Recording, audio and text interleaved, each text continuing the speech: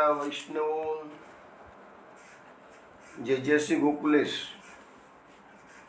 વૈષ્ણવ સૌ પ્રથમ તો આજના જ્યેષ્ઠાભિષેક સ્નાનના ઉત્સવની મંગલ વધાઈ। વૈષ્ણવ સત્સંગમાં આપણે ગઈકાલે છેલ્લે શ્રવણ કર્યું હતું કે વર્ષા ઋતુમાં ખેતરો અનાજથી સમૃદ્ધ થયા, તેથી ખેડૂતોને આનંદ થયો, પરંતુ બીજા કેટલાક લોકોને દુઃખ થયું। હવે એ દુઃખની વાત ગઈકાલ થોડી કરી હતી, વિશેષ વાત સુબોધનીના આધારે આજે આપણે કરીશું, પરંતુ એની પહેલાં એક જ્યેષ્ઠાભિષેક સ્નાનનું પદ આપણે શ્રવણ કરીએ। મંગલ જ્યેષ્ઠા પુણ્યો કરત સ્નાન ગોવર્ધન ધારી। મંગલ જ્યેષ્ઠા પુણ્યો કરત સ્નાન ગોવર્ધન ધારી। દધિયરુ દૂધ મધુલે સખીરી, કેસર ઘટ જલ ડારત પ્યારી। કરત સ્નાન ગોવર્ધન ધારી। ચોવા ચંદન મૃગમદ સૌરભ, સરસ સુગંધ કપૂરન ન્યારી। અરગજાંગ અંગ પ્રતિલેપત, કાલિંદી મધ્ય કેલી બિહારી। કરત સ્નાન ગોવર્ધન ધારી। સખિયન જૂથ મિલી છિરકત, ગાવત તાન તરંગન બારી। કેશો કિશોર સકલ સુખદાતા, શ્રી વલ્લભ નંદન કી બલિહારી।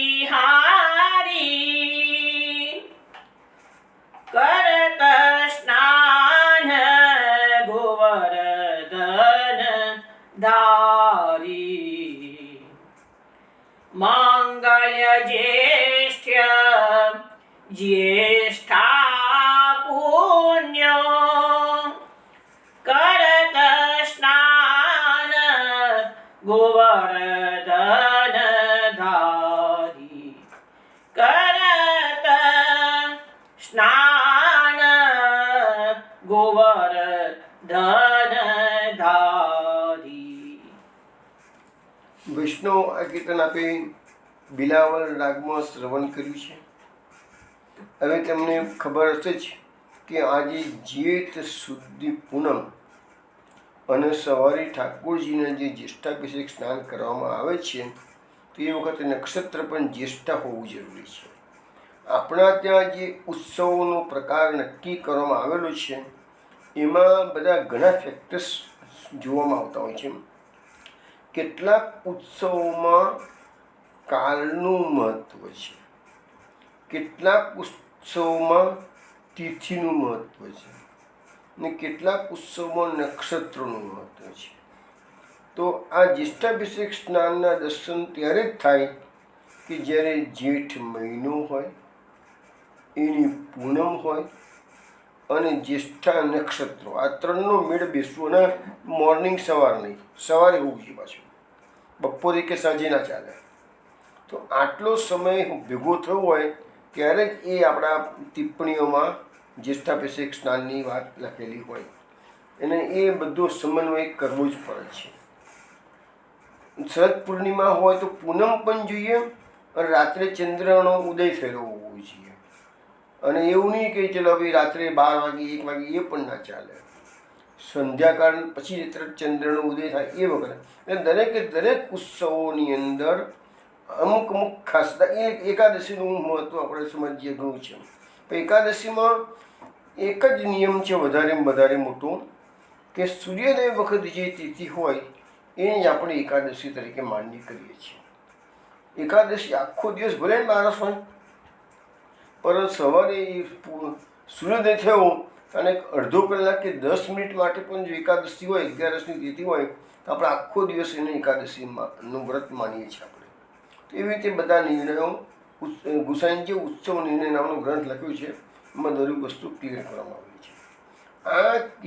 આ જે કીર્તન આપણે શ્રવણ કર્યું એમાં 2 વખત જ્યેષ્ઠા શબ્દ આવે છે. તો એક જ્યેષ્ઠા જે છે એ જેઠ માસ માટે છે, અને બીજું જ્યેષ્ઠા જે છે એ જ્યેષ્ઠા નક્ષત્ર માટે છે. માટે 2 વખત જ્યેષ્ઠા શબ્દ વાપરેલો છે, તો બંનેના અર્થ અલગ છે. તો આજનો મંગલ દિવસ છે, જેઠ માસ છે, પૂનમ છે, જ્યેષ્ઠા નક્ષત્ર છે, અને એવા સમયમાં અમારા પ્રભુ ગોવર્ધનધારી સ્નાન કરી રહ્યા છે. મીન્સ સખીઓ સ્નાન કરાવી રહી છે. હવે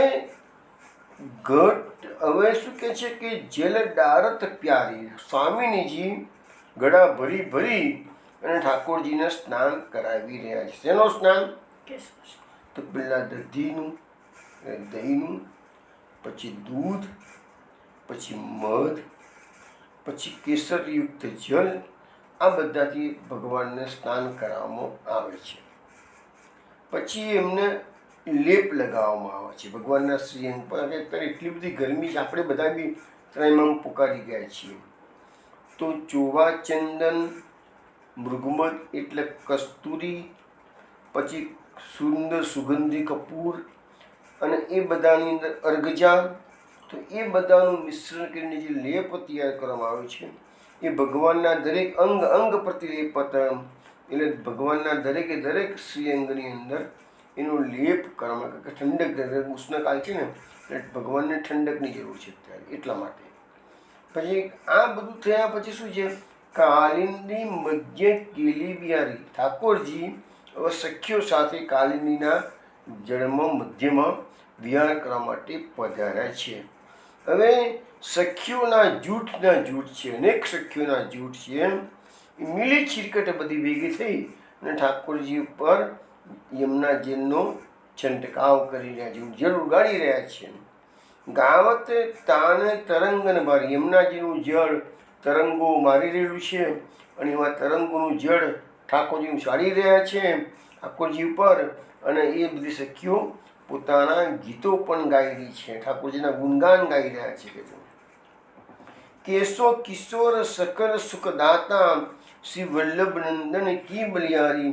આ જે ભગવદીય છે કેશવ કિશોર, એ એમ કે છે કે અમારા જે વલ્લભ નંદન એટલે કોણ? ગુસાઈજી. એ તો પરમ સુખદાતા છે, સકલ સુખના દાતા છે, કે છે અમને બધું સુખ આપનારા છે. અને એમની કૃપાથી આજે આ લીલાના દર્શન હું કરી રહ્યો છું, એટલે હું ગુસાઈજી પર વારી જઉં છું, કે છે. આ દર્શન આ ભગવદીન થયા માટે નહીં, ગુસાઈજીની કૃપા છે માટે નહીં, ગુસાઈજીની બલિહારી એવા શબ્દોનો પ્રયોગ કરેલો છે. તો વૈષ્ણવ, આ એક કીર્તન આપણે શ્રવણ કર્યું છે. હવે આપણે ગઈકાલે વાત થઈ હતી તે પ્રકારે કે વર્ષા ઋતુમાં જળ વરસે છે, ખેતરો ધનધાન્યથી ઉભરાય છે, ખેડૂતોને આનંદ થાય છે. પરંતુ એ જળ આટલું બધું વરસ્યું એટલે ખૂબ સુંદર પાક પણ આવ્યો, ખેડૂતોને આનંદ થયો, પરંતુ લખે છે ભાગવતમાં કે કેટલાક અભિમાનીઓને દુઃખ થયું અને એ લોકો પછી એવું મન મનાવી લે છે કે ભાઈ જય અને પરાજય એ તો બધું દેવના અધીન છે, આ દુનિયામાં સુખ અને હકીકત છે, મન મનાવવાની વાત પણ નથી, સાચી વાત છે કે આ દુનિયામાં આપણને જે સુખ દુઃખ મળે છે બધું દૈવ આધીન છે, ભાગ્યના આધીન છે. તો હવે મહાપ્રભુજી સુબોધિનીજીમાં આ જે અભિમાનને દુઃખ થયું જે શબ્દ છે તેનું ક્લિયર કરે છે મહાપ્રભુજી કે જે શત્રુઓ સાથે યુદ્ધ કરવા માટે, એનું વધ કરવા માટે જે લશ્કર ચઢાઈ કરવા ઈચ્છતું હોય તો એને ચોમાસામાં અનેક તકલીફો પડે, કારણ કે માર્ગોમાં પાણી ભરાઈ ગયેલા હોય, ઊભા ખેતરોમાં આટલું બધું પાક હોય તો એ સૈન્ય આગે કુછ કરી શકતું નથી. એટલે એવા જે સૈન્યવાળાઓ છે કે લશ્કરના માણસો છે એ લોકોને અભિમાનીઓને કીધા છે દુઃખ થાય છે કે અમે અત્યારે લડવા જઈ શકતા નથી, આ વર્ષા અમને હેરાન કરી રહી છે. આ બધું ઘટસ્ફોટ મહાપ્રભુ સુબોધિની કર્યું છે. અને કેટલીક જગ્યાએ એવો પણ ઉલ્લેખ છે કે જે લોકો સંગ્રહખોરી કરનારા જે વેપારીઓ છે એને પણ અત્યારે ભાવ ઘટી જશે, એટલે એના કારણે પણ દુઃખ, પણ એ બધા લોકો દૈવના આધીન છે, સુખ દુઃખ એમ માનીને મન મનાવી લે છે.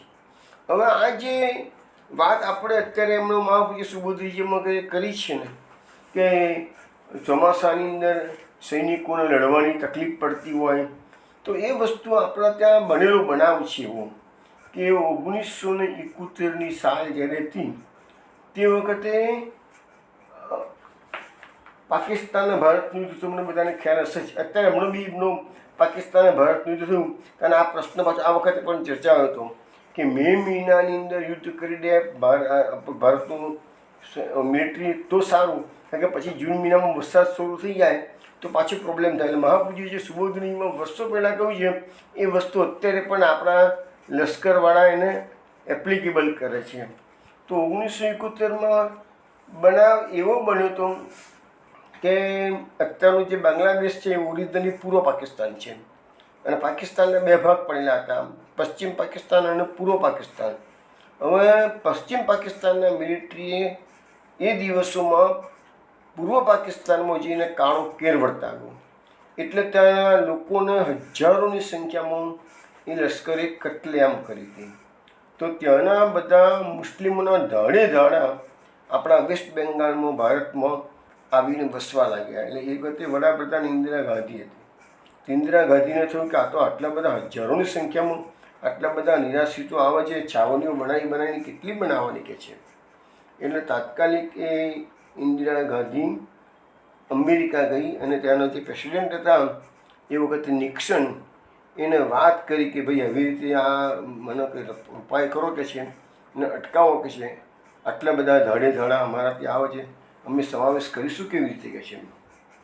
તો હવે જે નિક્સન જે વખતે હતા ને એ ટોટલી પાકિસ્તાન તરફી હતા, એટલે એણે ઇન્દિરા ગાંધીનું અપમાન કરી દીધું કે છે અને કહી દીધું કે હું કશું કરી શકું એમ નથી કે છે, તમારા સહન જ કરવાનું છે, તમારે વ્યવસ્થા કરો તમારી કે છે. હવે ઇન્દિરા ગાંધી તો શું, જેનું નામ જ ઇન્દિરા ગાંધી, ઈગો, ઇન્દિરાનો ઈ અને ગાંધીનો ગો, ઈગોવાળી બાઈ હતી, તમે જાણો છો બધા. હવે એ તો ભલે અમેરિકાના પ્રેસિડેન્ટનું આખા વિશ્વમાં વર્ચસ્વ હતું તો પણ એને એ લોકોએ અપમાનિત કરીને કાઢી મૂકી, એને અપમાન સહન થયું નહીં.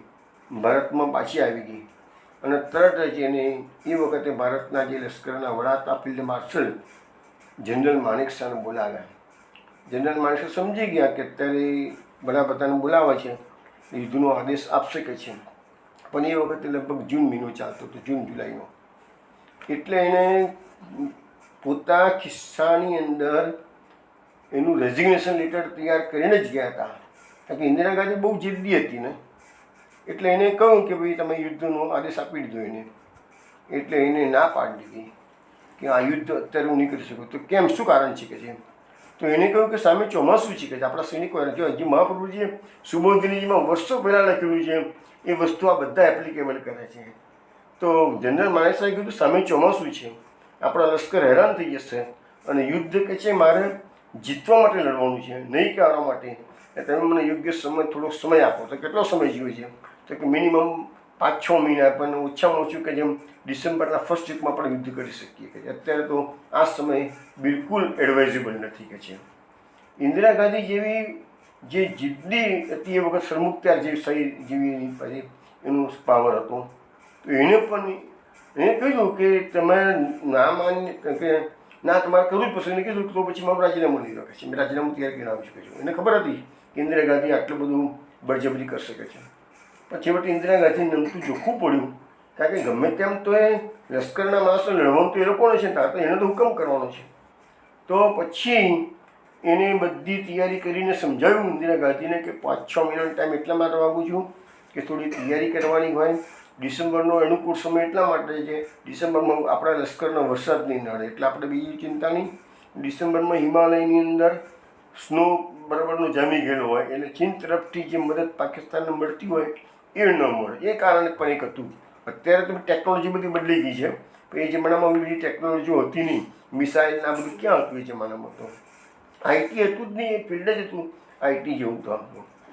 તો ઇન્દિરા ગાંધીએ વાત માન્ય કરી અને પછી ડિસેમ્બરમાં યુદ્ધ થયું અને બાંગ્લાદેશને અમેરિકા એની વિરુદ્ધમાં હતું, તો પણ ઇન્દિરા ગાંધીએ પોતાનો પાવરનો ઉપયોગ પૂરો કર્યો અને બાંગ્લાદેશને આઝાદ કરી દીધું. પાકિસ્તાનનું નાક કપાયું અને નિક્સનની પણ ઉપરવટ નાકામ એને કર્યું છેવટે. અને એ વખતે પાછા આશ્ચર્યની વાત એ છે કે પાકિસ્તાનના 93,000 સૈનિકો બાંગ્લાદેશમાં ફસાઈ ગયા હતા અને ભારતની શરણાગતિ જે એનો જે સેનાપતિ જનરલ નિયાઝી હતો એની શરણાગતિ સ્વીકારી લીધી અને ભારતનું નામ રોશન કર્યું આખા વિશ્વમાં ઇન્દિરા ગાંધીએ અને પાકિસ્તાનને નામોશી થઈ. તો એ કહેવાનો મતલબ વાત તો આપણી આ ઐતિહાસિક ભારત માતાની વાત છે. મૂળ વાત એ છે કે મહાપ્રભુજીએ જે વસ્તુ સુબોધજીમાં લખી છે એ કેટલી સચોટ છે. તો હાલનો તબક્કે જે યુદ્ધની વાત આવી તો પણ આ વસ્તુ હતી કે યુદ્ધ સામે ચોમાસું છે અને એ વખતે પણ આ જનરલ માણેક સાહેબ ચોમાસું સામે છે એ યુદ્ધ કરવા ના પાડી દીધી. એટલે એ વસ્તુ મહાપ્રભુએ સુબોધનીમાં પહેલાં લખી છે, વર્ષો પહેલાં લખેલી છે. ચલો વિષ્ણુ, હવે આપણે આગળ જઈએ. હવે આના પછી શ્રીમદ ભાગવતમાં આ અધ્યાયમાં 12 શ્લોકો એવા આવે છે જેમાં વર્ષા ઋતુની અસરોનું વર્ણન છે. પણ આ વ્યાસ મહર્ષિએ આ વર્ણન એટલું સુંદર રીતે કર્યું છે કે એમાં આપણા જે શાસ્ત્રોના જે ગૂઢ સિદ્ધાંતો છે એનું એક એકનું સુંદર રીતે નિરૂપણ કર્યું. તમે વિચારશો તો ખ્યાલ કર્યો. અને મહાપ્રભુજીએ પછી એનું અર્થઘટન એનાથી વિશેષ ભાવથી કરેલું છે. મુખ્ય વસ્તુ જ છે. એક તો વર્ષા ઋતુમાં વરસાદની અસરો, એક પોઈન્ટ એ ભાગવતનો. એનાથી આપણા ભક્તો કે યોગીઓ કે બીજા બધાને કેવી અસરો થાય છે એ 2 પોઈન્ટ. આ 2 વસ્તુ ભાગવતની. મહાપ્રભુ સુબોધનીમાં એનાથી વિશેષ એનું અર્થઘટન ખૂબ સુંદર રીતે કર્યું છે. એ 3જો પોઈન્ટ. એટલે આપણે 3 મુદ્દાનું આજે એક જેટલું બની શકે એટલું વિશ્લેષણ કરતાં કરતાં આગળ વધીશું. શાંતિથી તમે ધ્યાન રાખીને સમજશો ને તો જ એનો ખરો આનંદ આવી શકશે. આ કોઈ સ્ટોરી નથી, આ તમારી થોડીક ફિલોસોફી છે, થોડીક સિદ્ધાંતની વાત છે. એ સિદ્ધાંત તો જરૂરી છે જીવનમાં, કારણ કે એ સિવાય તમે ધર્મનું આચરણ કરશો કેવી રીતે? તો બતાવજો. પહેલાં મહાપ્રભુજીની કારિકાઓ 3 છે, એ શ્રવણ કરો. જીવા નદ્ય પર્વતાશ્ચ માર્ગા કામિની એવ ચ વિદ્યાવાંશ ચંદ્રમા બર્હિ ભક્તા વા તાપસાસ્તથા ગૃહિણો વૈદિકા માર્ગા રાજાનશ્ચિતકીર્તિતા ત્રિવિધા સર એવૈતે માસ્ય ભોગ્યાપકીર્તિતા સર્વે પીયતે વૃષ્ટિકાલે સુખમ દુઃખમ ચ લેબિરે પુષ્ટિમાર્ગસ્થિતા સર્વે સુખમ પ્રાપ્નુર્ન ચાપરે.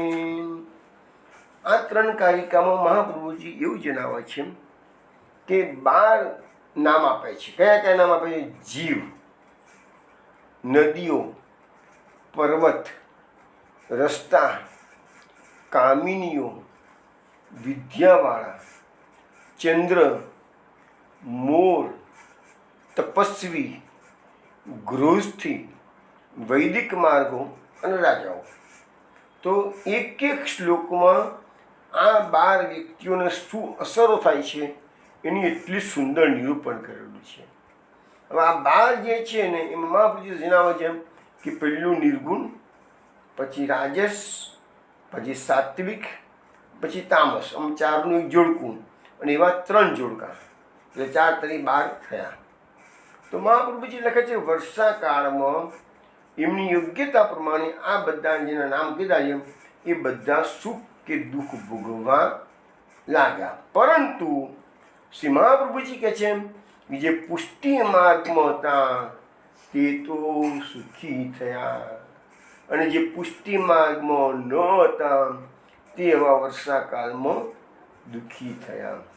હવે કોને સુખ થયું, કોને દુઃખ થયું, એ પછી બધું મહાપ્રભુજી કહે છે એક એક શ્લોકના આધારે આપણે સમજાવીશું.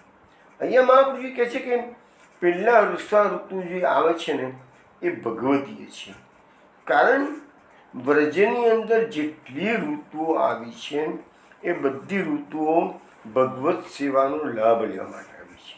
રૂટિનમાં કાળ એ ભગવાનનું નોકર છે, આખા વિશ્વમાં કાળ છે એ ભગવાનનું નોકર છે, પણ વ્રજની અંદર જે કાળ છે એ સેવા કરી રહ્યો છે. ભગવત આજ્ઞાનું પાલન તો વિશ્વમાં બધા જ કરતા હોય છે, પરંતુ વર્ષા ઋતુ કે ગ્રીષ્મ ઋતુ કે એના પછી શરદ ઋતુ આવશે તો એ બધા ભગવાનની સેવામાં પોતપોતાની જે શ્રેષ્ઠતા છે એ પ્રદર્શિત કરે છે. જોઈએ છીએ કે વર્ષા ઋતુ કેવી રીતે ભગવાનની સેવા કરે છે. એક એક શ્લોક જોઈએ.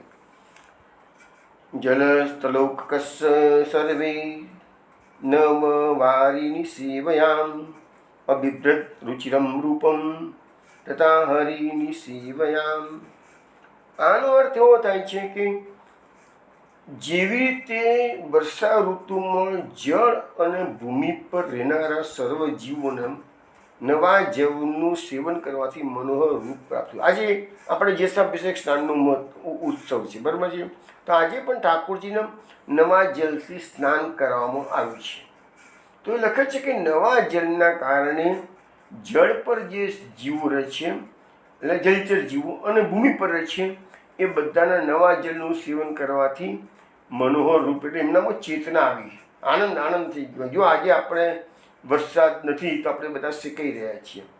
હવે એમનો જેવો વરસાદ શરૂ થશે તો ચારે બાજુ આનંદ છવાઈ જશે. તો જીવોમાં એક ચેતના, જે જલચર જીવો છે કે નાના નાના ખાબોચિયા હોય કે નાના નાના સરોવરો હોય, તો જે જલચર જીવો છે એ બધા સુકાવાની તૈયારીમાં હોય એટલે ગભરાતા હોય કે અમે ક્યાં જઈશું, અને જો પાણી પૂરેપૂરું સુકાઈ જાય તો માછલીઓ બધી મરી જાય. એવી રીતે ભૂમિ પરના જે જીવો છે એ ઉનાળામાં તરસતા હોય તો તરસના માટે બધા ભટકતા હોય છે કે પાણી ક્યાં મળશે, પાણી ક્યાં મળશે. પણ જેવો વરસાદ પડશે તો તરત એ લોકોને હાશ થઈ જશે, ચલો હવે અમારે પાણીની ચિંતા નથી. આજે પણ તમે જુઓ ને તો અનેક એવા ગામડાઓ હોય છે ત્યાં કૂવા સુકાઈ જતા હોય, જળાશયો પૂરતા હોય નહીં, અને આ ડેમો બધા બંધાયેલા હોય, એનું પાણી જલ્દી પહોંચતું ના હોય. તો એ બધા જીવોને જેવો વરસાદ આવશે તો બધે આનંદ છવાઈ જશે. પણ ભાગવતમાં આ વર્ષા ઋતુની અસરનું કેવી રીતે વર્ણન કર્યું છે? પણ જેવી રીતે અને એવી રીતે શ્રીહરિની સેવાથી જીવને મનોહર રૂપ પ્રાપ્ત થાય છે. એટલે શ્રીહરિની સેવાના એંગલથી વર્ષા ઋતુનો અહીંયા આપણને સમજાવવામાં આવી છે. તો હવે એ શ્રીહરિની સેવાથી જીવને, હવે અહીંયા પહેલો જે 12 મુદ્દા કીધેલા ને એમાં પહેલું હતું જીવ. તો એ જીવને શું અસર થાય છે એ વાત બતાવવામાં આવી છે. તો હવે એક સવાલ આવ્યો છે કે શ્રીહરિની સેવા અને શ્રીહરિની સેવાથી જીવને મનોહર રૂપ પ્રાપ્ત થયું. એના માટે શબ્દો આપણે છે રુચિરમ રૂપમ. રુચિર એટલે સુંદર, રૂપ. હવે આપણને કોઈ સારું ભગવાનની સેવા કરવાથી આપણને સુંદર રૂપ મળે એવું કેવું આપણને મનમાં કોઈ વિચાર આવતો હોય. પણ તમે જુઓ આપણે યમનાષ્ટકમાં શું કહીએ છીએ? મમાસ્તુ તવ સન્નિધૌ તનુ નવત્વમે તાવતા કહીએ છીએ ને આપણે બધા. તો યમુનાજીના સાન્નિધ્ય માત્રથી આપણને તનુ નવત્વ પ્રાપ્ત થાય છે. તો આપણું શરીર આ દેહ પડશે પછી આપણે તનુનવત્ર શિવોપયોગી દેહ પ્રાપ્ત થવાનું કે નહીં થવાનું? તો હરિની સેવા કરી હશે તો જ તમને એ મનોહર રૂપ પ્રાપ્ત થવાનું. મહાપ્રભુજી સુબોધનીજીમાં એવી રીતે સમજાવે છે કે જે ભગવાનના પાર્ષદો છે એ બધા ચતુર્ભુજ રોધારી છે, તો એ લોકો ભગવાનની એ લેવલની સેવા કરેલી છે કે મૃત્યુ પછી એ લોકોને સારૂપ્ય મુક્તિ મળેલી છે કે છે. તો સારૂપ્ય મુક્તિ મળી એટલે એ લોકોનું આખું જે સ્વરૂપ છે એ ચતુર્ભુજ થાય. અને આ ગોલકધામમાં જે જીવો ગયા છે એ બધાને સેવોપયોગી દેહ મળવાનો છે. અને જે આ મુક્તિ છે બધી મર્યાદા માર્ગની એમાં સારૂપ્ય મુક્તિ પણ એક આવે છે કે છે. પછી બીજું અહીંયા હરિની સેવયા એવો શબ્દ વાપર્યો છે. તો અહીંયા હરિ શબ્દ ભગવાન માટે હરિ શબ્દ કેવો વપરાયો છે? તો ગજેન્દ્ર મોક્ષની મહાપ્રભુજી સુબોધનીમાં ઉલ્લેખ કરે છે કે ગજેન્દ્ર મોક્ષની જે લીલા થઈ એમાં ગજેન્દ્રએ સ્તુતિ કરી એટલે ભગવાને તરત જ હાજર થઈ અને એ ગજેન્દ્રનો હાથીની યોનિમાંથી છુટકારો કરી અને એને ભગવાન પોતાના ગરુડ પર પોતાની સાથે બેસાડીને પોતાના ધામમાં લઈ ગયા છે. સકૃત સ્મૃત્વા કુંભી અમિય પરમં લોકમગમત. તો વિચાર કરો, આપણને મહાપ્રભુજી પરિવૃતાષ્ટકમાં સમજાવે છે. સકૃત એક વાર, સ્મૃત્વા યાદ કરે, કુંભી એટલે હાથી ગજેન્દ્ર. ગજેન્દ્રએ ભગવાનને ગજેન્દ્રની હતી, પશુ યોની હતી. પશુમાં શું બુદ્ધિ હોય? પરંતુ અંતિમ સમય જ્યારે એનો આવ્યો, લાગ્યું કે મગર સામે હું નહીં ટકી શકું જળમાં, એ જ વખતે એને પૂર્વજન્મની સ્મૃતિ જાગૃત થઈ. અરે હું તો ઇન્દ્રધૂમ્ન રાજા, મારું પતન થયું અને હું આ પશુની યોનીમાં આવ્યો. પૂર્વજન્મમાં જે ભગવાનની સ્તુતિ કરતો તો એ રાજા, એ સ્તુતિ ભગવાન જુઓ, ભગવાન કેટલા કૃપાળુ છે, દયાળુ છે, તમે સમજવાનો પ્રયત્ન કરો. જે લોકો પ્રભુપરાયણ જીવન જીવે છે ને એને કેટલો ફેવર કરે છે ભગવાન. ભલે એના ઋષિનો શાપ મળ્યો, ભલે એને પશુ યોની પ્રાપ્ત થઈ, પણ અંતિમ સમય સુધારવા માટે એને એ સ્તુતિ યાદ કરાવી ભગવાને. અને જેવી એની સ્તુતિનું ગાન કર્યું કે પ્રભુ દોડતા ગરુડ પર બેસીને પધારે છે. એક સેકન્ડમાં તો એને મગરના મુખમાંથી હાથીનો પગ છુડાવી દીધો છે અને એને તરુણવત્વ પ્રાપ્ત કરાવી દીધું. ભગવાન એને સેવોપયોગી દેહ તરુણવત્વ અને પોતાની જોડે ગરુડ બેસાડી અને ભગવાન સકૃત સ્મૃત્વા કુંભી અમિય પરમમ લોકમગત. પરમલોક ભગવાન પોતાના ધામમાં એ ગજેન્દ્રને લઈ ગયા. ગજેન્દ્રને એમ નથી કીધું કે તું સ્વર્ગમાં જા કે બ્રહ્મલોકમાં જા. ગજેન્દ્રને પોતાની સાથે ગરુડ પર બેસાડીને પોતાના ધામમાં લઈ ગયા. તો અહીંયા આપણા ત્યાં ગુજરાતીમાં એક સુંદર ભગવદીએ ગાવી છે, હરિ હરિ રટન કર કથન કડી કાળમાં દામ બેસે નહીં કાજ સરસે, ભક્ત આધીન છે શ્યામ સુંદર સદા, તે તારા કારજ સિદ્ધ કરશે. એટલે ફાયદા છે. ભગવાનની ભક્તિ ના કરે બધા મૂર્ખા કહેવાય. આટલો ઇઝીમાં ઇઝી માર્ગ મહાપૂજા આપણને આપી દીધો. અને સેવા ના થઈ શકે તો સ્મરણ કરો. સેવા અને સ્મરણ બે મુખ્ય અંગ આપણને બતાવવામાં આવેલા છે. સ્મરણ કરવાથી પણ જો હાથીને કીધું ને કે સકૃત સ્મૃત્વા કુંભી, એક વાર સ્મરણ કર્યું છે તો આ કૃપાનો માર્ગ છે. અને એ સેવા એટલે શું? ચિત્તસ્તત પ્રવણમ સેવા, સતત ચિત્તમાં શ્રી કૃષ્ણને પધરાવો, એ સેવા જ છે. તો અહીંયા અમારા ત્યાં એક છે ને ધાર્મિકલાલ પંડ્યા એક માનભટ્ટ આવતા, ઘણી વાર આવે અમારે. મેં એ માનભટ્ટની એમ પાસે કળા હતી અને આગળીના પર બધા મોટું ગાગર લઈને આવે અને આગળીઓ પર બધા વેડા પહેરેલા હોય અને એ વેડાથી એવા અવાજો કરે ને સુંદર રાગથી એ પ્રેમાનંદના આખ્યાનોનું ગાન કરતા. અને દેશ વિદેશમાં ફેમસ, એમને રાષ્ટ્રપતિએ પણ એવોર્ડ આપેલું છે. હજુ બી આઈ થિંક જીવે છે, 90 વર્ષની ઉપર ઉંમર છે. વડોદરામાં સુલતાનપુરામાં રહી શકે છે. પણ એ મારા ઘરે આપણે એક વાક્ય ખાસ બોલતા, જેના મા બાપ સેવે હરી તેના છોકરા રહે ઠરી. આ એમનું વાક્ય પેટન્ટ વાક્ય હતું. ઘણી વાર મારા બોલતા કે તમે નારાયણ તમે જોઈ લેજો કે છે જેના મા બાપોએ પોતા ઠાકોરજીની સેવા કરી છે તો એમનું તો ઉદ્ધાર થવાનો છે. ઠાકોરજીની સેવા કરી ઉદ્ધાર, એમના છોકરાઓનું પણ ભવિષ્ય ઉજ્જવળ થઈ જાય. એટલે મારે બધા વૈષ્ણવને અત્યારે વિનંતી કરવાની આ વાક્ય ઉપરથી કે તમે તમારા બાળકોનું કલ્યાણ ઈચ્છતા હો તો તમે આ હરિસેવાનો માર્ગ પકડો. હરિસેવામાં ફાયદા જ ફાયદા છે બધા કે છે. બીજી વસ્તુ શું છે એમ કે ભક્તિમય જીવન જે લોકો જુએ છે એનું અહીંયા કીધું ને કે રુચિ રૂપ મનોહર રૂપ મળે છે. તો અમે અનુભવ કર્યો છે ભક્તિભાવવાળું જીવન જીવન, સાત્વિક જીવન જે લોકો જીવતા હોય એ લોકોનું વ્યક્તિત્વ એકદમ પ્રભાવશાળી હોય છે. એ લોકોની અંદરની સચ્ચાઈની સામે એ સામેવાળા પર અસર થયા કે વ્યક્તિ જ નથી. મેં પોતે આ લાઈફમાં અનુભવ્યું છે એટલે હું તમને કહું છું કે એ લોકોનું અંદરનું આત્મબળ ખૂબ જ જાગૃત હોય છે. કોઈ ગમે તેટલા દુશ્મનો કે ગમે તેવી ધમકીઓ મળે ને તો ભક્ત હૃદય ક્યારેય કોઈનાથી ગભરાય નહીં કે છે. અંદરની ખુમારી ખૂબ હોય છે લોકોની. એ લોકો અંદરથી નિર્ભયતા પ્રાપ્ત કરે છે કે છે. અને આ રીતે ભગવાનની સેવા કરવામાં બધી રીતે ફાયદા છે કે છે. પણ જે લોકો ભક્તિ માર્ગમાં નથી ને એ લોકો બહારથી ભલે ગમે તેટલા મજબૂત અને જોરદાર દેખાતા હોય પણ અંદરથી એ લોકો ડરપોક હોય છે. અંદરથી એ લોકો ખોખલા થઈ ગયેલા હોય છે. અને જ્યારે અંતિમ સમય આવે છે ને ત્યારે એ લોકો બેબાકડા થઈને મરી હયાઈ કરતા જ મરે છે બધા પછી કે છે.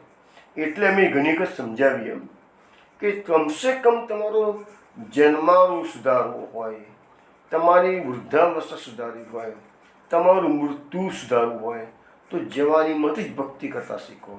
અને માનો કે જવાનીમાં ભક્તિ નથી કરી અને માનો કે તમારી ઉંમર થઈ ગયેલી છે તો પછી તમારા મનને મનાવવા કે કારણ છે કે જવાનીમાં ભક્તિ નથી કરીને એ લોકો વૃદ્ધાવસ્થામાં લગભગ ભક્તિ નથી કરી શકતા. અમે જે અનુભવ ચારે બાજુ જોઈએ છીએ વાત કરું છું. પરંતુ એવું પણ નથી. કેટલાક લોકોને પણ ભગવાનની વિશિષ્ટ કૃપા થાય તો મોટી ઉંમરે વળી જાય છે. અમારા તો હું માને કાકાની ઘણી વખત વાત કરું છું સત્સંગમાં. અમારે ત્યાં આવતા હતા માને કાકા લગભગ 94 વર્ષની ઉંમરે મરી ગયેલા. બાલિસાના વતની હતા. મેં એમના જીવનમાં જોયું 70 વર્ષની ઉંમર સુધી એમને ભાગવત ખોલ્યું નહોતું. 70 વર્ષ સુધી. 70 વર્ષની ઉંમર એમનામાં 70 વર્ષ સુધી જીવન નોર્મલ ગયું. મને કોઈકે કાકાએ તો મને નહોતું કીધું, માની કાકાએ તો મને કોઈકે કહેલું કે આ કાકા તો એટલી બધી સિગરેટ પીતા હતા ને કે છે કહે છે કે એમના જીવન એટલી સિગરેટો પીધી, એક સિગરેટ પછી બીજી ને બીજી પછી ત્રીજી ચાલુ જ હોય કે છે.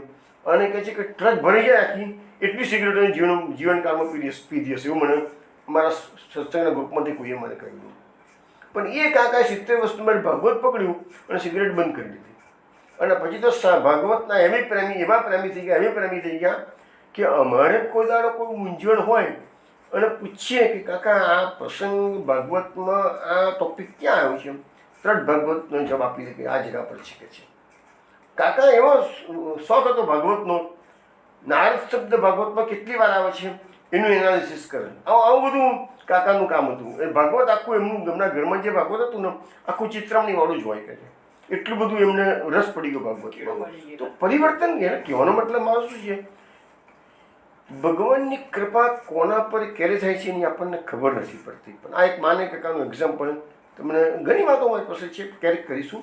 પણ અત્યારે તમને આ વાત કરી કે 70 વર્ષની ઉંમર પછી મળ્યા છે. પણ મેં તમને કહ્યું ને કે જ્યારે એમનું મૃત્યુનો સમય આવ્યો, હોસ્પિટલમાં દાખલ કર્યા હતા, અગાઉ દિવસે મને કોઈકે સમાચાર આપ્યા કે માને કાકાના કિશન જાનીમાં દાખલ કર્યા છે અલકાપુરીમાં. હું સાંજે લગભગ 5-6 વાગે એમના મળવા માટે ગયો કાકાને. મને ખબર નહીં કાકાનો છેલ્લો દિવસ છે આજે આ. અને હું તો મારી હેબિટ પ્રમાણે ત્યાં ગઈને કલાક બેઠો. પણ કાકા પથારી બસ હતા તો પણ મને જોઈને તરત પથારીમાં બેઠા થઈ. એમ કીધું કાકા તમે આવી રીતે આટલા માંદા છો તો વિશ્વની આરામ કરો. હું વાતો તમારી સાથે કરું છું, મને બાજુમાં બેઠું છું, પણ તમે પથારીમાં સૂતા મારી વાતો સાંભળો. ના કહે છે એવું નહીં કહે છે. મને ખબર છે તમે આવ્યા છો સત્સંગ કરાવશો જ કહે છે. એટલે હું સત્સંગ તો મારે બેસીને સાંભળવો પડે કે છે, મારાથી સુવાય નહીં કહે. પણ એટલી વૃદ્ધ ઉંમરે આટલી વીકનેસવાળા શરીરે પણ 1 કલાક 1.25 કલાક હું બેઠો ત્યાં સુધી મારી વાતો સાંભળી. મને ખબર નહીં આ મારી છેલ્લી મુલાકાત છે. અને બીજી તે સવારે એના એટલા બધા સ્વસ્થતાથી સાંભળી છે કે કોઈ વિચારી પણ ના શકે આ માદા માણસ છે. અને બીજી તે સવારે 5 વાગે તો દેહ પડી ગયો, સમાચાર આવી ગયા કે કાકા ગયા કે છે. એટલે કહેવાનો મતલબ મારો શું છે કે ભલે 70 વર્ષની ઉંમરે વળ્યા, પણ વળ્યા અને વળ્યા તો મૃત્યુ પણ કેટલું સુંદર આવ્યું કે છેલ્લે સત્સંગ સાંભળતા મીન્સ કે કલાક, આમ તો સત્સંગ મેં સાંજે 6:30 7 સુધી બેઠો હોઈશું ત્યાં સુધી સત્સંગ એમને જોડો, પણ મેં કીધું વાગોળતા રહેજો. એટલે વાગોળતા રહ્યા સપડા માની અને પછી તો સૂઈ ગયા. અને સવારમાં તો મનમાં મરી ગયા છે. એટલે છેલ્લી ઘડી સુધી એમને સત્સંગનો આનંદ મળ્યો છે. તો આવી રીતે હરિનું નામ લેવાથી ફાયદા જ છે એવું બતાવવામાં આવ્યું છે. પછીનો શ્લોક આવે છે, સરિદ્ધિ સંગત સિંધુ ચુક્ષુભ સ્વસનોર્મિમાન અપક્વ યોગિનશ્ચિત્તમ કામાત્મ ગુણયુગ યથામ. હવે આમાં એવું કહેવામાં આવે છે કે ચોમાસામાં નદીઓમાં ભરપૂર પાણી થઈ જાય, પવનનો વેગ પણ વિશેષ હોય, ચોમાસામાં વાવાઝોડું ફૂંકાતું હોય અને નદીઓ પણ સડસડાટ વહેતી થઈ જાય છે. તો એ બધી જ્યારે સમુદ્રને મળે છે ત્યારે સમુદ્રમાં ખળભળાટ થાય છે. એટલે ચોમાસામાં સમુદ્રમાં ખળભળાટ વધારે પડતો થઈ જાય એવું અહીંયા આપણને જણાવે છે. તો એની સાથે કમ્પેરિઝન ભાગવતમાં એવી કરવામાં આવી છે કે અપક્વ યોગીઓનું ચિત્ત કામ વાસનાઓ અને વિષયોમાં આસક્ત હોવાથી ક્ષોભિત થઈ જાય છે. એટલે જે યોગીઓ છે એટલે ભક્તિમાં એવું નહીં, યોગીઓ એટલે પેલા તપસ્યા કરનારા યોગીઓ નહીં, ભક્ત માર્ગીઓની પણ આ હાલત છે કે એ લોકોની જેની બુદ્ધિ સ્થિર નથી, જેનું ચિત્ત અસ્થિર છે અને ભલે ભક્તિ કરતા હોય, સેવા કરતા હોય, યોગ કરતા હોય, ધ્યાન કરતા હોય, તો એની ઇન્દ્રિયો એને સંસારમાં ખેંચી જતી હોય. એટલે શું છે, એવા અપરિપક્વ ભક્તો કે યોગીઓ છે તો એ લોકોના ચિત્તમાં ક્ષોભ વારંવાર થાય છે, કારણ કે એમની એકાગ્રતા એ લોકો કરી શકતા નથી. વારંવાર ઇન્દ્રિયો વિષયો તરફ એને ખેંચી જાય છે. હવે આ વાત મહાપ્રભુજી સુભદ્રીજીમાં કેવી રીતે સમજાવવા જોઈએ આપણે? મહાપ્રભુજી કહે છે કે નદીઓ એ સમુદ્રની પત્નીઓ છે કે છે. અને જ્યારે વર્ષાકાળમાં લખે છે કે વર્ષાકાળમાં કામીઓને ખાસ કરીને સ્ત્રીના સંગવાળાને ક્ષોભ ઉત્પન્ન થાય છે. વર્ષાકાળ આવે ત્યારે જે કામીજનો હોય છે ને એ લોકોને સ્ત્રીઓનું આકર્ષણ વધતું હોય એમ બતાવવા માગે છે અને એના કારણે પછી એ લોકોનો મનમાં ક્ષોભ રહ્યા કરતો હોય. પણ આ નદીઓ જ્યારે સમુદ્રમાં જઈને મળે છે ત્યારે સમુદ્રને પણ ક્ષોભ થાય છે કે છે. અને એ વખતે પાછો પવન ફૂંકાયેલો હોય તો સમુદ્રમાં મોટા મોજા ઉછળે છે, એટલે સમુદ્રનો ખળભળાટ વધી જાય છે કે છે. મહાપ્રભુજી કહે છે કે મોજાઓ એ અભિમાનરૂપ છે, વાયુ રજોગુણવાળો છે, એટલે સમુદ્રમાં અનર્થ થયો. તો મોટાને પણ અનર્થ થાય એ અપરિપક્વ યોગીનું દૃષ્ટાંત આપીને સમજાવવામાં આવ્યું છે. અપરિપક્વ, જે પરિપક્વ યોગી છે એની વાત અહીંયા નથી કરતા, અહીંયા વાત કોની કરે છે? અપરિપક્વ. અને આજે આ દુનિયાની અંદર શું છે કે ગમે એટલા મોટા ધર્માત્માઓ હોય છે ને બધાના મન તો ચંચળ જ હોય છે, અને જેનું મન ચંચળ નથી ને એ પ્રભુની પ્રાપ્તિ આરામથી કરી શકે છે. અપરિપક્વ જે યોગી છે એના માટે મહાપ્રભુજી સમજાવે છે કે ચિત્તની વૃત્તિઓનો પૂર્ણ સંયમ કરાવવા કે એ નિરોધ કરે એનું નામ યોગ. અને યોગ જો પરિપક્વ થઈ ગયો તો એને તરત ફળની સિદ્ધિ મળે છે. પરંતુ એ પૂર્ણ સંયમ પ્રાપ્ત કરે ને એની પહેલાં જો એ યોગી કામાધીન થઈ ગયો, એનું ચિત્ત ચંચળ રહેતું નથી, એમની ચંચળ થઈ જાય છે, એનો સંયમ અધૂરો હોય છે, તો એનું ચિત્ત વિષયમાં ખેંચી જવાનું છે અને એનો ચિત્તનો સંયમ તૂટી જશે, એટલે એ ખોટા માર્ગે જાય. ટૂંકમાં કહેવાનો મતલબ કે અપરિપક્વ યોગીઓનું ચિત્ત છેવટે પતનના માર્ગે જાય. ભલે માર્ગ સારો પકડ્યો છે, યોગનો માર્ગ હોય કે ભક્તિનો માર્ગ હોય, પણ પતન બંનેમાં છે. જો તમારું ચિત્ત વિષયમાં ખેંચી ગયું તો પતન નિશ્ચિત છે. પરંતુ પુષ્ટિ માર્ગમાં મહાપ્રભુજી આપણને એસરસ આપેલું છે કે પતન થાય એ ટાઈમ બિંગ થાય, કોઈ ભક્તોનું પતન થાય એ ટાઈમ બિંગ થાય, પણ ભગવાન એને સંભાળી લે છે. પણ યોગ માર્ગમાં જે પતન થાય છે એ કાયમી પતન થાય છે. હવે આપણને આ વસ્તુ સમજાવવા માટે 10મ સ્કંદના 87મા અધ્યાયમાં વેદસ્તુતિના સુંદર સુંદર શ્લોકો છે, 28 શ્લોકો, એક્સ્ટ્રા ઓર્ડિનરી શ્લોકો ભાગવતમાં મૂકવામાં આવેલા છે. એમાં એક શ્લોક છે ને એ આ જ વાત કરી રહ્યા છે, એટલે અત્યારે એ શ્લોક તમને શ્રવણ કરાવું છું. યદિ ન સમુદ્રંતી યતયોરધિ કામજતાન દૂરધિ ગમો સ્તામ્રધિ ગત સ્મૃતકંઠમણિ અસુતૃપ યોગિનામ ઉભયતો અપ્યસુકમ ભગવન અનપગતાંતકાંત અનધિરુત પદાદ્ભવત.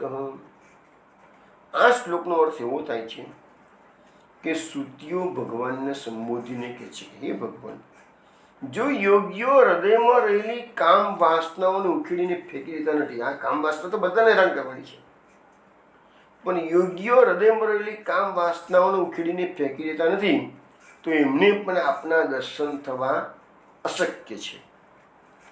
કોઈ માણસે કંઠમાં મણીને પહેર્યો હોય અને પછી ભૂલી જાય કે મેં તો કંઠમાં મણી પહેરેલો છે અને શોધ્યા કરે મારો મણી ક્યાં ગયો, મારો મણી ક્યાં, ભાઈ કોઈને ભગવદીએ મળે ને ક્યાં હોય તારા ગળામાં તો પહેરેલો છે, જો મારા ગળામાં, આખા ઘરમાં શોધી વળે, આખા ઘરમાં શોધી વળે, કબાટ પહેરી વળે, બધું પહેરી વળે, મારો મણી મેં મૂક્યો તો ક્યાં ગયો, પેલો કોઈ કહે તારા કંઠમાં તો પહેરેલો છે કે છે.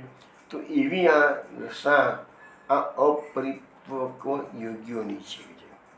અસત્પુરુષોના હૃદયમાં પ્રભુ બિરાજે છે, પરંતુ એવા યોગીઓને દર્શન થતા નથી. અંદર જ છે બધું, પ્રભુ કે બહાર શોધવા જવાની જરૂર નથી, પ્રભુ તમારા હૃદયમાં બિરાજે છે.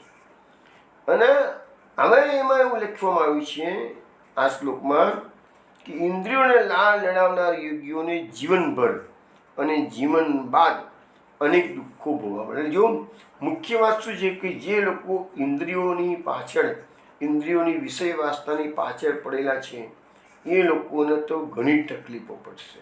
અત્યારે સારું લાગે, ઇન્દ્રિયોને સુખ મળે એવું તમે કરો એટલે તમને સારું લાગે, પરંતુ ઇન્દ્રિયોનો કંટ્રોલ, નિગ્રહ જરૂરી છે, અથવા તો એ ઇન્દ્રિયોને પુષ્ટિ માર્ગમાં, સેવા માર્ગમાં વાળવાની વાત છે. હવે એ જે અપરિપક્વ યોગીઓ માટે અહીંયા લખ્યું છે કે એક તો હજુ મૃત્યુથી છુટકારો એનો થતો નથી, અને બીજું ભગવાનના ચરણારવિંદની પ્રાપ્તિ પણ એવા યોગીઓને થતા કે અપરિપક્વ છે, મન ચંચળ છે, તો મૃત્યુ પછી પરલોકમાં નરક વગેરે દુઃખો સહન કરવા પડે છે. કારણ કે ઇન્દ્રિયોના લાળ લડાવવાનું મેં વચમાં સમજાવ્યું હતું ને કે 5 પ્રકારના ઇન્દ્રિયોને 5 પ્રકારના વિષયો, તો એક એક વિષયની પાછળ ફસાયેલો જીવ મરે છે. એ આપણે સમજાવ્યું હતું કે ભમરું છે, હાથી છે, હરણ છે, વગેરે વગેરે, તો પતંગિયું. તો એવી રીતે આ મનુષ્યનું શરીર તો 5 વિષયમાં ફસાયેલું છે, તો મૃત્યુ પછી નરક વગેરેના દુઃખો એને સહન કરવા પડશે. હવે આ તો શ્લોક છે એની પર શ્રીબુદ્રી મહાપુરુષે બહુ સુંદર લખી છે, પણ એ તો જ્યારે આપણે વેદ સ્તુતિ લઈશું ને ત્યારે એ બધું તમને ડિટેલ્સમાં સમજાવીશ. અત્યારે આ શ્લોકમાં થોડી ડિટેલ્સમાં વાત કરીએ ને તો એક તો ગીતામાં પણ આ બધી આખી આ જે થિયરી છે ને ઇન્દ્રિયોને વિષયોવાળી, એના માટે તો મહાપ્રભુજી પણ ઘણું કીધું છે, ભાગવતમાંય ઘણું છે, ગીતામાંય ઘણું છે. કારણ કે મુખ્ય વસ્તુ એક જ છે કે આપણી જે આસક્તિ વિષયો તરફની છે એ જ આપણને પતનના માર્ગે દોરી જાય છે. અને જે માણસ ભૌતિકવાદી બન્યો, લક્ઝરિયસ જીવન જીવવાની એને જે ખેવના રહી છે, એનું મુખ્ય કારણ એ છે કે લક્ઝરિયસ જીવન એટલે શું? લક્ઝરિયસ જીવન એટલે તમે તમારી ઇન્દ્રિયોને તમે જે ગમે છે એવા વિષયો આપો, એને તમે લક્ઝરિયસ લાઈફ થઈ કહેવાય. તો હવે એમાં મહાપ્રભુજીએ સંન્યાસ નિર્ણય ગ્રંથમાં કહ્યું છે કે વિષયાક્રાંત દિયાનામ નાવેશ સર્વદારે. આ પ્રશ્નોત્તરી આપણી ચાલે છે, એમાં પણ આ પ્રશ્નો મેં મૂકેલો હતો. તો કહે છે કે વિષયોથી જેનો દેહ આક્રાંત થઈ ગયેલો છે એના મનમાં હરિનો આવેશ કદાપી ના આવી શકે. જો વિષયોનું તો મહાપુરુષે સ્પષ્ટ ના પાડી દીધી છે. ભાગવતના 9મા સ્કંદમાં સૌભરી ઋષિનું આખ્યાન આવે છે, એમાં પણ કીધું છે બલવાન ઇન્દ્રિય ગ્રામો વિદ્વાન સમપી કસતી. આ ઇન્દ્રિયો એટલી બળવત્તર છે કે વિદ્વાનોના મનને પણ આકર્ષી લે છે. એટલે વિદ્વાન ગમે તેટલો હોય પણ જો તને એને એમ લાગે કે ના હું બહુ મજબૂત છું કે છે, પણ ના, એને એના મન પર વિશ્વાસ રાખવો જોઈએ નહીં. એક વસ્તુ તમને કહું, અમારી બાજુમાં મીરા સોસાયટી છે અને થોડા વખત પહેલાં મેં સુરેશભાઈ શાહ વિશે વાત કરી હતી કે સુરેશભાઈ શાહ દર વર્ષે રશિયાનો કાર્યક્રમ કરતા. એક વખત રશિયાના કાર્યક્રમમાં એમને એક વલ્લભપુરના બાળકની પધરામણી કરી હતી. હવે એને એના વચનામૃતની અંદર સંન્યાસોની ટીકા કરી. કેમ કે કેટલાક સંન્યાસી એવા છે કે ના પાડે છે મેં સ્ત્રીનું મોડું નહીં જોઈએ કે છે. તો એ બાળકે વલ્લભપુરના આચાર્યએ એવું જાહેરમાં કીધું કે તમે જો સ્ત્રીઓનું મોઢું જોવાથી અભળી જતા હોય અથવા તો તમારા મનમાં ચંચલતા પ્રાપ્ત થતી હોય તો સંન્યાસી બન્યા શું કરા કે છે? સંન્યાસી બન્યા છો તો પછી શું કરે આટલા બધા ગભરાઈને જીવો છો કે છે? આવી એની ટીકાના વચનામૃતમાં કરી હતી. ઠીક છે, ભાઈ આચાર્ય છે, કોઈ શું કહી ના શકે કશું. અમારા કરતાં એમનો અભ્યાસ ઘણો સારો હશે, પરંતુ હું જે માનું છું તે પ્રકારે શ્રીમદ ભાગવતની અંદર બધી પ્રકારની મર્યાદાઓ આપેલી છે. બ્રહ્મચર્યાશ્રમની મર્યાદાઓ, ગ્રસ્તાશ્રમની મર્યાદાઓ, વાનપ્રસ્થાશ્રમની મર્યાદાઓ, સંન્યાસાશ્રમની મર્યાદાઓ. અને સંન્યાસાશ્રમની મર્યાદામાં સ્પષ્ટ ભાગવતમાં ઉલ્લેખ છે કે સંન્યાસીએ કદાપી કાષ્ઠની પૂંછડીનો પણ સ્પર્શ કરવો નહીં. વિચાર કરો કેટલી મર્યાદા આપણા શાસ્ત્રો મૂકે છે કે કાષ્ઠની પૂંછડી, લાકડાની પૂંછડી હોય એને પણ સ્પર્શ કરવાની આપણા શાસ્ત્રો આજ્ઞા ના પાડે છે કે નહીં સ્પર્શ કરવાનો. તો પછી જીવતી સ્ત્રીનું મોં જોવા માટે શાસ્ત્રીમાં ના પાડી હોય અને ભાગવતની અંદર તો સ્ત્રી સંઘની નિંદા કરનારા અનેક શ્લોકો છે. તો એ સ્ત્રી સંઘ તો એ લોકો જે મર્યાદાઓ કેમ મૂકવામાં છે? આ વિષયોની જેટલી બધી બળવત્તરતા છે એના કારણે આપણા શાસ્ત્રોએ મર્યાદા મૂકી છે. તમને કદાચ ભાગવતનો જેને પૂરો અભ્યાસ કર્યો જેને ખ્યાલ હશે, એક જગ્યાએ તો એવું પણ લખ્યું છે ભાગવતમાં કે મા અને દીકરાએ એકાંતમાં એક સાથે બેસવું નહીં. આ વિચાર કરો, ભાગવતમાં મા દીકરાનો સંબંધ તો કેટલો પવિત્ર હોય, ભાઈ બહેનનો સંબંધ કેટલો પવિત્ર હોય, તો પણ શાસ્ત્રો મર્યાદા મૂકી છે. પછી તમે કોઈની ટીકા કરો એ કેટલી અંશે યોગ્ય છે? પણ ઠીક છે, તો બધા મહાન માણસો છે. કહેવાનો મતલબ કે આપણા જે શાસ્ત્રોએ મર્યાદાઓ મૂકી છે એનું જેટલું પાલન કરશો ને એટલા તમે આ દુસંગથી કે આ ખરાબ વાતોથી બચી જશો.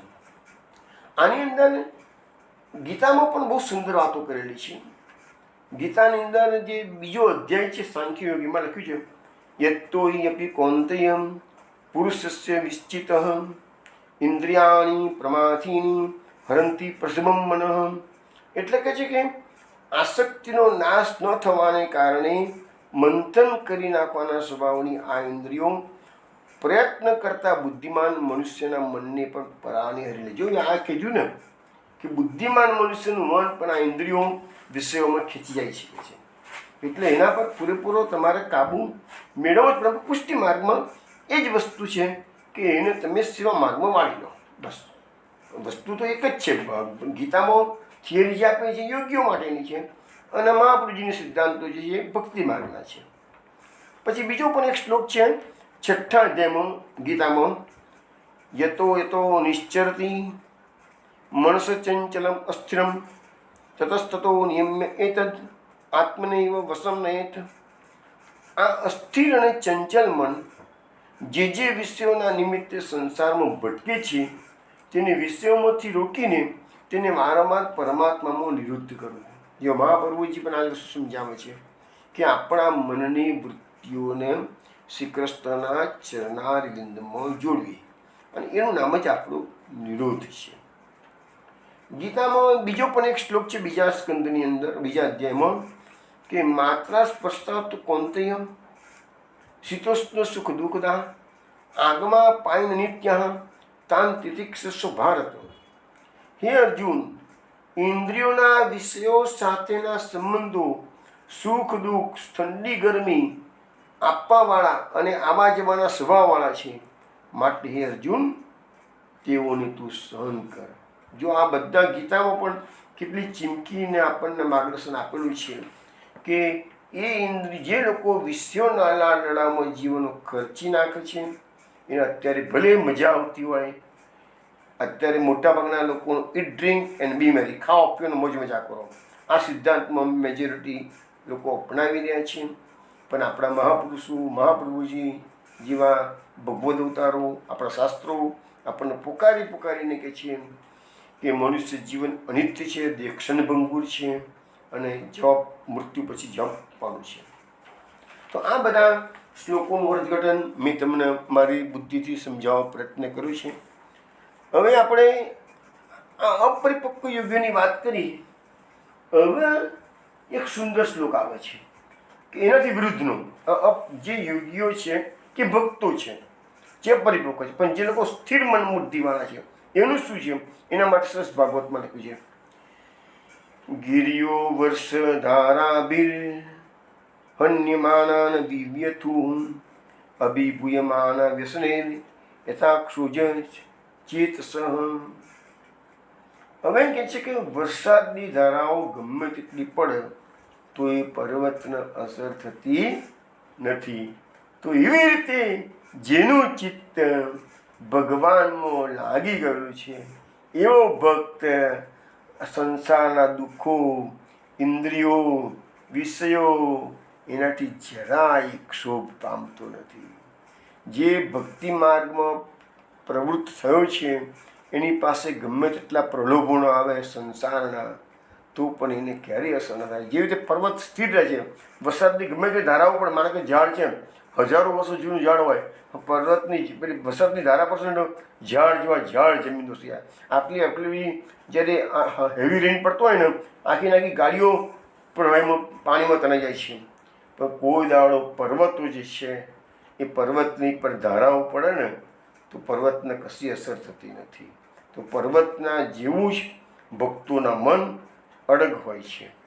હવે મહાપ્રભુજી સુભદ્રીજીમાં આ વસ્તુ કેવી રીતે સમજાવવા જોઈએ કે છે, તો અહીંયા શબ્દો આપણો છે અધોક્ષ છે. ભગવાન માટે અધોક્ષ શબ્દ વાપર્યો છે એટલા માટે કે ઇન્દ્રિયો જેને પહોંચે નહીં ત્યાં. આપણે ભગવાનની પ્રાપ્તિ આ ઇન્દ્રિયોથી કરી શકતા નથી. એટલે ઇન્દ્રિયો અધોક્ષજનો અર્થ જ એવો કે જ્યાં ઇન્દ્રિયો પહોંચતી નથી. દયારામના એક પદ્મ કહે છે, મનવાની જેને પહોંચે નહીં એ ભજવા આનંદ કુમાર. દયારામભાઈએ પદ્મ કીધેલું છે. તો એ મન અને વાણી કે ઇન્દ્રિયો એ ભગવાન સુધી પહોંચી શકતા નથી કે છે. તો એવા ભગવાનમાં જેઓનું ચિત્ત લાગેલું છે એવા લોકો વ્યસનો એટલે સ્ત્રી વગેરેથી અથવા ઘરા પરિસ્થિતિ મૂકાઈ જાય, કોઈ માનો કે કોઈ સ્ત્રી પ્રલોભન કરવા માટે આવે તો પણ એ લોકો કોઈ સંજોગોમાં એવી વિષય લોલુપ બનતા નથી, ક્ષુભ પામતા નથી. તો ઉદાહરણ આપ્યું છે કે વરસાદની ધારાઓનો માર ખાધા છતાં પર્વતને પીડા થતી નથી. હવે આ વસ્તુ તો ભાગવતમાં પછી મહાપુરુષે સુબોધની પણ કહી, પણ મહાપુરુષજીએ થોડુંક એનો એંગલ થોડો વિસ્તૃત કર્યો છે. સુબોધની જોઈએ શું કહે છે કે વરસાદની ધારાઓ પર્વત પર પડતી હતી ત્યારે ગુફાઓમાં ભગવાન, પર્વતની કંદરામાં ભગવાન બિરાજતા હતા. વરસાદના દિવસોમાં પણ ભગવાન ગૌચરણ માટે તો પધારતા હતા છે, અને ગૌચરણ કરતાં કરતાં અચાનક વરસાદ તૂટી પડે તો ભગવાન ગાયોની મોટી મોટી કંદરાઓ હોય એ કંદરાઓમાં ચાલ્યા જતા હતા ભગવાન. તો એ વરસાદની ધારાઓના સ્પર્શથી ભગવાનને બચાવી લેવાના હોવાથી ભગવાનની સેવાઓ કરવાનો એ પર્વતને આનંદ થતો હતો, અને એ આનંદના કારણે વરસાદની ધારાઓનો કઠન સ્પર્શ પણ એ પર્વતનું સુખરૂપ હતો. જો સમજાયું મહાપુરુષની થિયરી કે ભગવાન કંદરાઓમાં બિરાજમાન હોય, અમે ગ્રીષ્મ ઋતુ હોય તોય ભગવાન બપોરના સમયે કંદરાઓમાં જતા હતા ગ્રીષ્મના તાપથી બચવા, અને વર્ષા ઋતુ હોય, હેવી રેન પડે તો પર્વત એટલા માટે હેવી રેનને સહન કરે છે કે મારા પ્રભુ કંદરામાં બિરાજી રહ્યા છે, એને કોઈ ખલેલ ના પડવું જોઈએ. જો વરસાદના કારણે પર્વત પણ જો હિલચિલ થઈ જાય તો પ્રભુને કંદરામાં વિક્ષેપ ઊભો થાય લીલાની અંદર.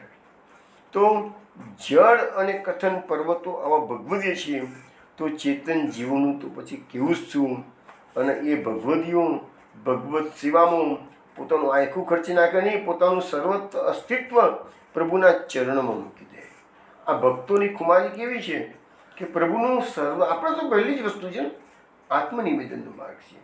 પહેલા જ દિવસથી ભગવાન સાથે સંબંધ બંધાયો એ દાડે જ આપણે તો આપણું સર્વસ્વ નિવેદન કરી દીધું છે કે છે આપણું જે સમગ્ર અસ્તિત્વ છે એ તો આપણે કૃષ્ણના ચરણો પહેલા દિવસે આપી દીધું. હું તારો છું કહી દીધું, કૃષ્ણ હું તારો છું કહી દીધું છે કે છે.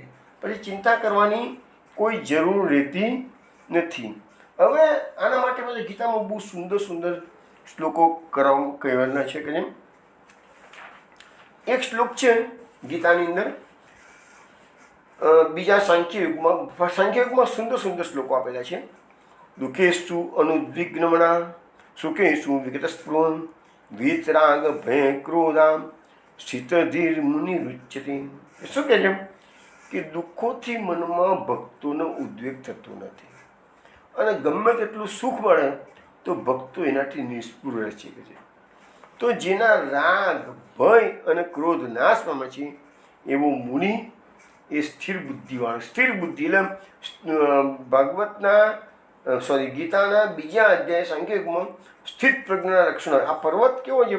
સ્થિત પ્રજ્ઞા જેવો છે કે એને ગમે તેટલી વરસાદની ધારાઓ પડે, ગમે તેવા સંકટો આવે અને એ સ્થિરનો સ્થિર રહે છે. તો સ્થિત પ્રજ્ઞા કોને કહેવાય? અર્જુને પ્રશ્ન કર્યો છે, એના જવાબમાં ભગવાને આ કીધું છે કે સ્થિર બુદ્ધિવાળો છે. એક જ માત્ર ધ્યેય કૃષ્ણની પ્રાપ્તિ. આ મનુષ્ય જીવન કૃષ્ણની પ્રાપ્તિ માટે છે, ભોગ ભોગવવા માટે નથી. એના માટે શાસ્ત્રોએ ઘણું આપણને સમજાવ્યું છે. એ વસ્તુ તમને એક પછી જે અનુકૂળતા હોય એ પ્રમાણે સમજાવતો રહ્યો છે. બીજો શ્લોક લઈએ. બીજો શ્લોક છે અધ્યાય 5 કર્મ સંન્યાસીઓ. એમાં શું કહે છે? બ્રહ્મણ્યાદાય કર્માણી સંગમ ત્યક્ત્વા કરોત્યમ લિપ્યતે સન પાપેન પદ્મ પત્રમ ઇવાંબસામ. જે માણસ બધા કર્મોને પરમાત્મામાં અર્પણ કરીને આસક્તિ છોડીને કર્મો કરે છે તે માણસ જલથી કમળના પાંદડાની પેઠે પાપથી લેપાતો નથી.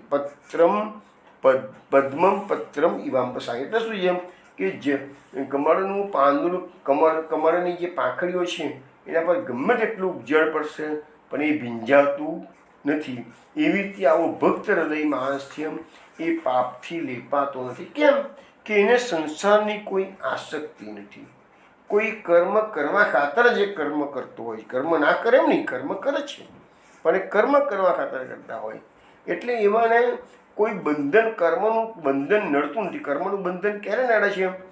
આસક્તિપૂર્વક કર્મ કરવામાં આવે તો જ. એટલે તો હું ઘણી વખત સત્સંગમાં સમજાવું છું, તમે નોકરી કરતા તો નોકરી કરો, ધંધો કરતા તો ધંધો કરો, તમે ઘરકામ કરતા તો ઘરકામ કરો. સતત મનમાં એક જાગૃતિ કેળવી લો, હું કૃષ્ણનો છું, મારે મારા પ્રભુ પાસે આ મૃત્યુ પછી જવાનું છે. અને સતત એની લીલાઓનું ચિંતન કરો. કામ જે કરો છો એ જ કરો. તમારા જીવનની જે ડેઇલી રૂટીન છે એને ડિસ્ટર્બ કરવાનું નથી સમજાવતું. જે કરો છો બધું જ કરો, પણ સતત કામ કરતાં કરતાં હરિને યાદ કરતા રહો. પ્રભુ મારા છે, હું પ્રભુનું છું. એ સિવાય મારું કોઈ સગું આ દુનિયામાં નથી. મારું કોઈ સગું વાળું નથી. મારે કોઈ કાર્ય ભલે કરું છું કામ, મારે કોઈ પ્રાપ્તિ કરવાની નથી. બધું મારે પ્રાપ્ત થઈ ચૂક્યું છે. તમે જીવનમાં એક જાતની ચેતના જાગૃત થશે. આટલા થોડીક વિચારધારા એક 10 દિવસ 15 દાડા માટે પણ આવું તમે એપ્લિકેશન તો કરી જુઓ. જીવનમાં કેટલો આનંદ આવે છે. અને આ બધું બેનિફિટ કદાચ આજે તમને કદાચ દેખાય કે ના દેખાય, પણ મૃત્યુ પછી તો અવશ્ય દેખાશે. એમાં કોઈ શંકા જ નથી. કારણ કે શાસ્ત્રોથી વાતો કરું છું, ઘરની કશી વાત મૂકતો નથી. હજુ પણ એક શ્લોક આપણે લઈએ. એ 6થો અધ્યાય છે, ગીતાનો 6થો અધ્યાય છે, આત્મસંયમ. એમાં શું કહે છે? યથા દીપો નિવાતસ્થો નેંગતે સોમપા સ્મૃતા યોગિનો યત ચિત્તસ્ય યુંજતો યોગમ આત્મનઃ. જેવી રીતે વાયુ વિનાના સ્થાનમાં રહેલો દીવાની જ્યોત બિલકુલ ડોલતી નથી, એવી જ રીતે પરમાત્માના ધ્યાનમાં લાગેલા યોગીના જીતાયેલા ચિત્તની અવસ્થા છે. તો કોઈ દીવો પ્રગટેલો હોય અને એ જેમ કોઈ જગ્યા તો વાયુ ના વહેતું હોય તો દીવાની જ્યોત કેટલી સ્થિર રહે છે કે છે. પણ જો વાયુની સહેજ બી હલનચલન આવી તો દીવાની જ્યોત હલતી ચાલતી થઈ જશે, સ્થિર નહીં રહી શકે. તો અહીંયા એમ કીધું છે કે જે પરમાત્માના ધ્યાનમાં સતત લાગેલો યોગી હોય કે ભક્ત હોય તો એના મનની સ્થિરતા પેલી દીવાની જ્યોત જેવી છે. કારણ કે બહારના કોઈ પણ પ્રકારના પવનની અસર એને થતી નથી. પેલા દીવાને તો અસર થાય, પણ યોગીના ચિત્તને બહારના કોઈ પણ પવનની અસર થતી નથી. કારણ કે એનું ચિત્ત એકદમ સ્થિર થઈ ગયું, પેલા દીવાની જ્યોત જેવું સ્થિર થઈ ગયું છે. તો એવી એક કલ્પના અહીંયા સરખામણી ગીતામાં કહી. એટલે ગીતામાં પણ આ પર્વત જેવું અડગ મનનો નિર્ધાર હોય કે આ જીવનમાં પ્રભુની પ્રાપ્તિ મારે કરવાની જ છે, એવો જે અડગ નિર્ધાર કર્યો છે એના માટે આ શ્લોક એપ્લિકેબલ છે. અને એક શ્લોક હજી લઈ લઈએ. ન રાજોડુ પશ્ચન્નમ સ્વજ્યોત્ના જ્યોત્સ્ના રાજીતે ગણેમ અમ્મત્યા ભાષિતયા સ્વભાષા પુરુષો યથા. પુરુષ પોતાની બુદ્ધિથી પ્રકાશતો હોય પણ તે બુદ્ધિ અહંકારથી ઢંકાયેલી હોય તો તે પુરુષ શોભતો નહીં. જો એ અહંકારની નિંદા કરવામાં આવે છે. કેવી રીતે? જેમ પોતાના પ્રકાશથી વાદળોને પ્રકાશિત કરતો ચંદ્ર વાદળથી ઢંકાયેલો હોવાથી શોભતો નથી. હવે આકાશની અંદર રાતના સમયમાં જે અંધકાર છે તો એ અંધકારને દૂર કરનાર કોણ છે? તો ચંદ્રમાની ચાંદની. પણ વાદળાના કારણે એ જો વાદળ ઓછા હશે તો ચંદ્રમાના કારણે આપણને વાદળની શોભાના દર્શન કરી શકીશું. પણ જો વાદળ વધારે આવી ગયા તો ચંદ્રમાને પણ ઢકી દેશે. જે ચંદ્રમાના કારણે વાદળો પ્રકાશિત થાય છે એ જ વાદળ ચંદ્રને ઢકી દે છે. એવી રીતે જે મનુષ્યની પાસે ખૂબ જ બુદ્ધિ ને બધું હોય, સંસારમાં સારામાં સારો સેલિબ્રિટી કે બીજી બધી રીતે આગળ પડતો કહેવાતો હોય, પણ જો એની બુદ્ધિ અહંકારથી ઢંકાયેલી હોય તો એ પુરુષની શોભામાં વધારો કરતી નથી. એટલે અહંકારની ટૂંકમાં અહીંયા નિંદા કરવામાં આવી છે. પણ અહંકારનો ત્યાગ કરવો એ તો ઘણું જ અઘરું કાર્ય છે. આપણે આ બાબતમાં મહાપુરુષ શું કહે છે એ વાત કાલે રાત્રે 8 વાગે આપણે મળીશું, ત્યારે જોઈશું. ત્યાં સુધી જય શ્રી ગોકળેશ.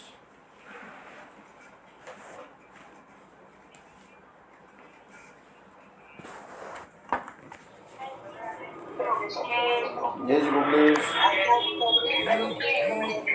જય શ્રી ગોકળેશ. જય શ્રી ગોકળેશ.